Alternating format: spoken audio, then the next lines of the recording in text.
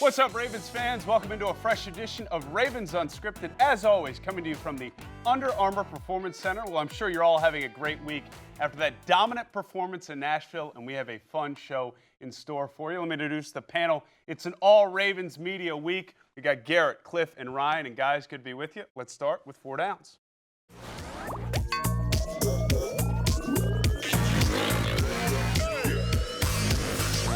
First down, we'll start with you, and there's no other place to start than with this defense. 11 sacks in this game. What do they prove to you with this performance? They proved to me that they're one of the best defenses in the NFL, if not the best defense. And I thought it was a really special game for Wink Martindale. Obviously, the Ravens were going up against the Tennessee Titans, and Dean Pease was on the other sideline, and he's somebody who coached here for a long time. And this was something that was important to Wink. He kind of downplayed it all week and sort of took the, it's another game, it's not about me approach. But his players knew that this was something significant, and at the end of that game, they put the Gatorade bath on him, and they kind of circled around him on the sidelines. It was a really powerful moment, and I think that the biggest thing to me is that everybody should take notice of the fact that this defense has great players at all 3 levels. They can get after the quarterback, they can cover the secondary, and I think they're a force to be reckoned with this year. As Garrett mentioned, they're getting it from a lot of different players, which you like, and I'm wondering if this is really the peak or not. I mean, they are kind of trending upward, even though they've gotten off to a good start.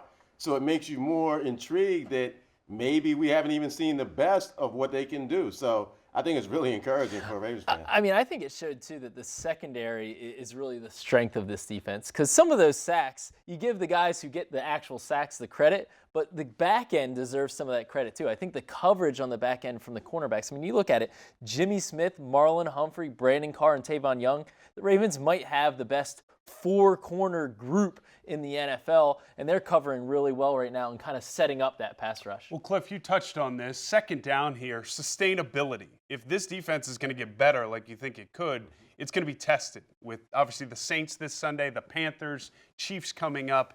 Is this a defense that you feel like, maybe not 11 sacks and a shutout, but can sustain this type of performance? I think they can, because I like the way they've risen to the occasion so far. Going into the Pittsburgh game, can they shut down Antonio Brown?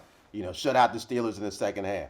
This game, as Garrett mentioned, it was emotional for them, seeing the other defensive coordinator or former one on the other sideline.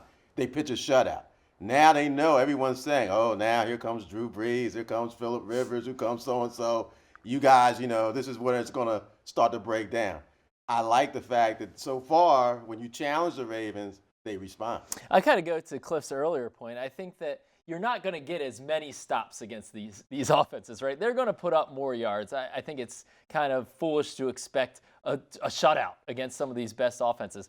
But I do think that you're going to need to turn the ball over a little bit more. I think that the Ravens, if they can make some plays and get some turnovers, that will really help them in shutting down some of these top-notch offenses. This is not a one-game trend for the Ravens. I mean, we're 6 games into the season, and I know that the caveat here is it's not against some of the best offenses like you're going to face, but it's also not against necessarily teams that are terrible teams. I mean, the Titans were a team that are certainly going to be in the mix for the wild card.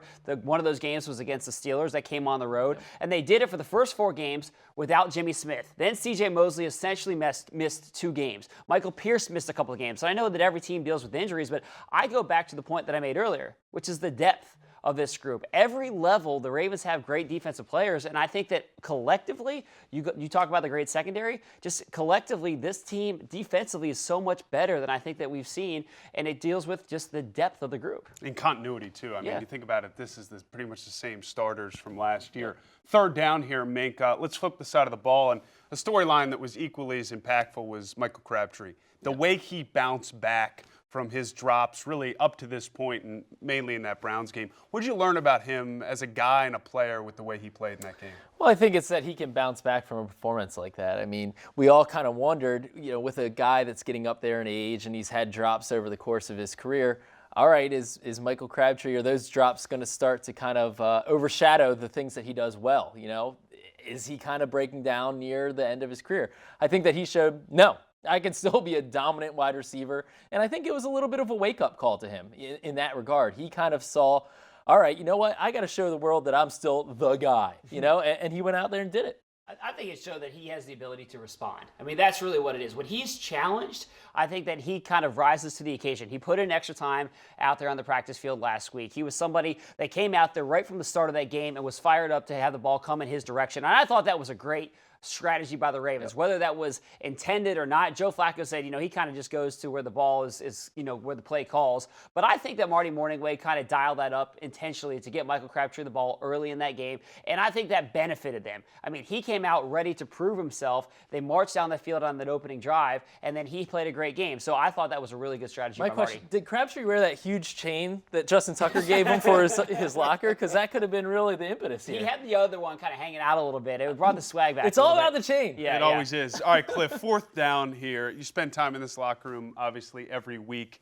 Do you get a sense of relief with the way they've gotten through this 3-game road stretch? We've touched on it a number of times. This is one of those early challenges. Obviously, you'd love to be 3-0 if you're them, but 2-1 is pretty good, especially the way they capped it. Well, yeah, 4-2 is okay. I still believe that obviously they're looking at they should be at least 5-1.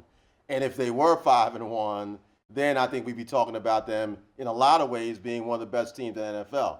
But again, I think the overriding feeling in the locker room is that the last 2 years have really hurt the way the season ended.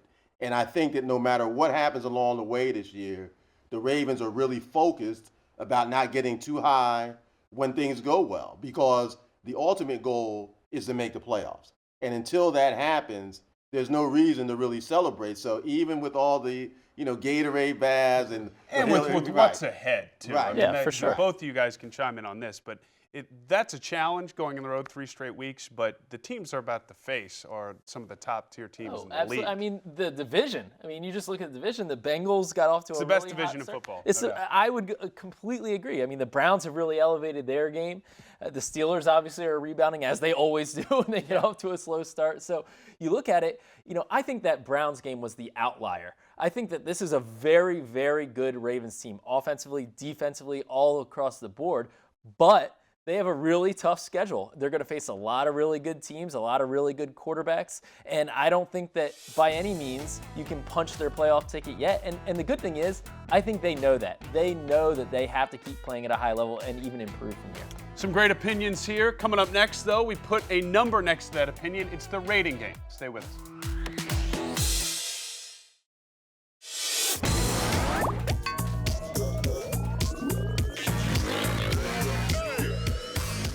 Welcome back to the Unscripted Couch. Time for a staple on the show. It's the rating game. I'll put out some Ravens topics, and the panel will put a number next to their opinion, usually 1 through 10. First up, guys, the Lamar Jackson experience. It's not a roller coaster ride. It's what we've seen from him through 6 games, 10 being get him on the field more. It's been awesome. 1 being hold the tablet and just watch Joe Flacco do his work.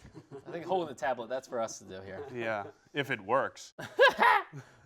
We got an 8 and a 7 and a 7. All right, Garrett, you got the highest number, so you go first. Yeah, well, I think that I've been really pleased with what we've seen from Lamar Jackson, and he's not somebody that's going to play 15 plays a game, but I think it's brought some creativity. The decoy factor has led to touchdowns. I mean, Alex Collins has a touchdown this year because of the decoy. Everybody followed Lamar Jackson. And here's the thing with it. If a guy's only getting 4 or 5 plays a game, it's hard to break the big play every single time. Nobody breaks the big play every single time they get on the field.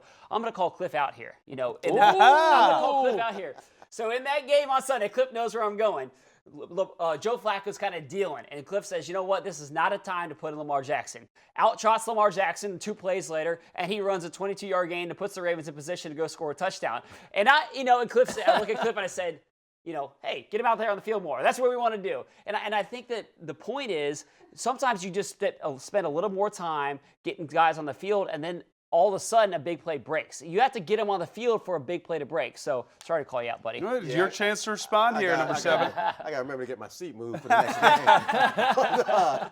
No, actually, I was going to bring that up myself in that, 1, he's right that Lamar, I think, is doing a good enough job that he's distracting defense. And then 2, I think Joe deserves a lot of credit for the way he's handled this situation. I mean, a lot not for how he's running routes, but for well, he might have that in his trick bag. You never know what could come. Right? But no, I think that they should continue to use him as is, and I think a big play will come. He's got so much ability. That run, to me, that he was mad that he didn't score on was a great run. I mean, a lot of people wouldn't have gotten that close. You can see the potential there for a big play to pop. Yeah, I mean, he also picked up some key first downs in the Steelers game and this last game. I mean, he hasn't had big negative plays. Yes, That's the thing. He hasn't the big popped them. mistake is almost as valuable as not having the big play. Exactly. I mean, he generally is picking up like 3 to 4 yards. He's moving the chains in some critical third down situations. That's not bad. I think that we're all kind of judging it through the lens of these Heisman YouTube highlights, right? And we're just waiting for that play to happen, and that hasn't played, and it leaves you feeling a little disappointed. But for what it's been good. And I think that this long run is a sign that hey, there might be some bigger things to come. All right, topic number 2. Zadarius Smith leads this team with 5.5 sacks. Is he the best pass rusher on the team? 10 being complete agreement, 1 being that is blasphemy with Terrell Suggs still in this locker room. Oof, we got a 9 from Mink and an 8 and a 5. Wow, a 5. Minkster, let's go with you, man. Terrell, I think, is a big fan of the show, so he might not take this. It's nothing against Suggs. I mean, obviously he's playing well, but I think that right now Zadarius Smith is a faster, more explosive guy coming off that edge. I think that, Zadarius is a guy who's always had the potential. I mean, he walks through the door and you're like, whoa, look at this dude, right? But I mean, he was a basketball player, small school start to his college career. It took some time, but now that he knows what he's doing more, I think that his physical attributes are really kind of showing themselves. And I'm sorry to Terrell. Terrell's, still a beast, but I think that Zadarius at this point of his career is a little bit more athletically gifted. Garrett, you're at the other end here. Yeah, I think that Zadarius Smith has been having a great season. He's going to get a huge payday this offseason, no question about that. But I still think that Terrell Suggs is the best pass rusher on this team. If you're going to need one guy to go make a play in Week 17 when the game is on the line in a 3rd and 10 situation, do you want Terrell Suggs or do you want Zadarius Smith out there? I'm still leaning right now towards Terrell Suggs. Last topic, sorry, Cliff, but I do want to spend some time on this one. A few weeks ago, Eric Weddle jumped to the podium in his fashion now of sort of shocking us all and said ain't the same old Ravens. And say it like him. This ain't the same old Ravens. Is that what it was? Does he have an accent? What is that? He did do that. Is he from the Old West or something? Yeah, right. He did that. But I guess 1 through 10, how much you agree with him, and then some further clarity on what old Ravens we're talking about. Because I feel like this season, as you guys are writing, is much like an old Ravens season in a good way because they're winning games that they should win, and then they'll have a couple that'll make your head scratch. So we got a 9. You've got an error, but I think it's an 8, Cliff. No worries. And an 8. So, Cliff, you get first crack at this. I appreciate that. No, Eric, I think is talking about the same old meaning the last couple of years. Okay. Where defenses, at the end of games, they had some costly losses that really cost them a playoff spot. I think they feel that they need to prove that they can close games this year. So far, they've been closers. Obviously, not giving up a touchdown in the second half all season, that certainly shows that they're closers. The offense is way better this year, so it ain't the same old Ravens. Well said. Well, coming up next, we break down football and hairstyles with Love It or Hate It.